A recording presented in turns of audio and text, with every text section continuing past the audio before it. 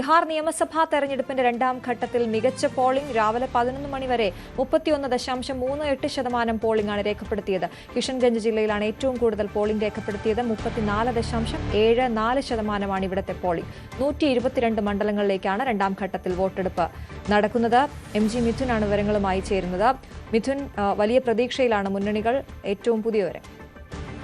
അശ്വതി, കനത്ത പോളിംഗ് തന്നെയാണ് ബീഹാറിൽ കാണാൻ സാധിക്കുന്നത്. രാവിലെ 11 മണിവരെയുള്ള കണക്കുകളാണ് ഇതുവരെ തെരഞ്ഞെടുപ്പ് കമ്മീഷൻ പുറത്തുവിട്ടിരിക്കുന്നത്. 31.38% പോളിംഗ് ഇതുവരെ രേഖപ്പെടുത്തുകയും ചെയ്തിട്ടുണ്ട്. എന്തായാലും 1 മണി കഴിഞ്ഞിരിക്കുന്നു. എന്തായാലും ഒരു 40% മുകളിൽ ഉച്ചയ്ക്ക് മുമ്പ് തന്നെ പോളിംഗ് രേഖപ്പെടുത്താനായിട്ടുണ്ട് എന്നാണ് നമുക്ക് മനസ്സിലാക്കാൻ സാധിക്കുന്നത്. ഇത് രണ്ട് മുന്നണികളെ സംബന്ധിച്ച് വളരെ പ്രതീക്ഷയോടെയാണ് ഈ ഒരു പോളിംഗ് ശതമാനം ഉയർന്നതിലൂടെ അവർ വെളിവാക്കുന്നത്. പ്രത്യേകിച്ച് കഴിഞ്ഞ തവണ ഈ രണ്ടാം ഘട്ട വോട്ടെടുപ്പിൽ ഇത്രയധികം പോളിംഗ് രേഖപ്പെടുത്തിയില്ലായിരുന്നു. 20% മാത്രമായിരുന്നു പോളിംഗ് ശതമാനം 11 മണിയൊക്കെ പിന്നിടുമ്പോൾ കഴിഞ്ഞിരുന്നത്. അത്തരത്തിൽ വളരെ കുറഞ്ഞ പോളിംഗ് ആയിരുന്നു മുൻകാലങ്ങളിലൊക്കെ ബീഹാറിൽ രേഖപ്പെടുത്തിയെങ്കിൽ ഇത്തവണ സ്ഥിതി മാറിയിരിക്കുന്നു എന്നുള്ളതാണ്. വളരെ പ്രധാനപ്പെട്ട പ്രഖ്യാപനങ്ങളും ഒക്കെയായി രണ്ട് മുന്നണികളും രംഗത്തുണ്ടായിരുന്നു. നിതീഷ് സർക്കാരിൻ്റെ പ്രമുഖരായിട്ടുള്ള മന്ത്രിമാരുൾപ്പെടെയുള്ളവരെല്ലാം ഈ ഒരു ഘട്ടത്തിൽ, ഈ രണ്ടാം ഘട്ടത്തിൽ സ്ഥാനാർത്ഥികളായിട്ടുണ്ട്. അവർ ജനവിധി നേടുകയും ചെയ്യുന്നുണ്ട്. എന്തായാലും ഇത്തവണയും വിജയിച്ച് വീണ്ടും അധികാരത്തിലെത്താം എന്നുള്ള ശുഭപ്രതീക്ഷയിൽ തന്നെയാണ്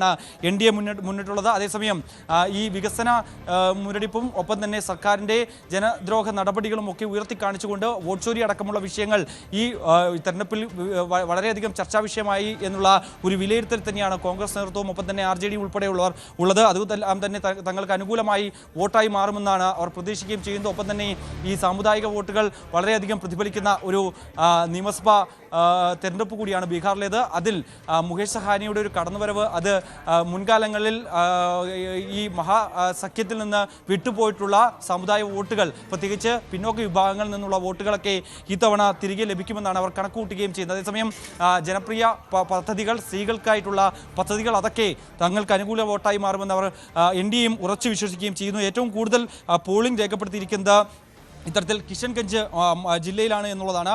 34.74% ഇവിടെ പോളിംഗ് രേഖപ്പെടുത്തിയിരിക്കുന്നത്. ഒപ്പം തന്നെ മധുബാനി ജില്ലയിൽ ആണ് ഏറ്റവും കുറവ് ഇതുവരെയും രേഖപ്പെടുത്തിയിരിക്കുന്നത്. അതും ഏറ്റവും കുറവ് എന്ന് പറയുമ്പോൾ പോലും തന്നെ 30% മുകളിൽ മധുബാനി ജില്ലയിൽ രേഖപ്പെടുത്തിയിട്ടുണ്ട്. മറ്റുള്ള ജില്ലകളുടെ കണക്കുകൾ കൂടി നോക്കാം നമുക്ക്.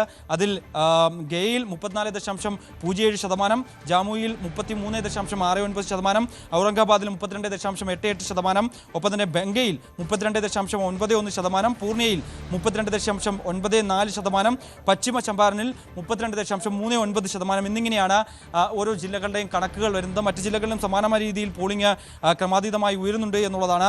നവാഡയിൽ 29.02 എന്നിങ്ങനെ രീതിയിലാണ് ഓരോ തരങ്ങളിലും അല്ലെങ്കിൽ ഓരോ ജില്ലാ അടിസ്ഥാനത്തിലുള്ള കണക്കുകൾ തെരഞ്ഞെടുപ്പ് കമ്മീഷൻ പുറത്തുവിടുമ്പോൾ നമുക്ക് മനസ്സിലാക്കാൻ സാധിക്കുന്നത്. സ്വാഭാവികമായും ഒരു കനത്ത പോളിംഗ് ആണ്. അതിൽ വലിയ പ്രതീക്ഷയാണ് മുന്നണികൾ വെച്ചു പുലർത്തുകയും ചെയ്യുന്നത്. ഇത്തവണ വീണ്ടും അധികാരത്തിൽ വരാമെന്ന പ്രതീക്ഷയോടുകൂടി തന്നെയാണ് ഇന്ത്യ സഖ്യം, മഹാസഖ്യം മുന്നോട്ട് പോവുകയും ചെയ്യുന്നത്.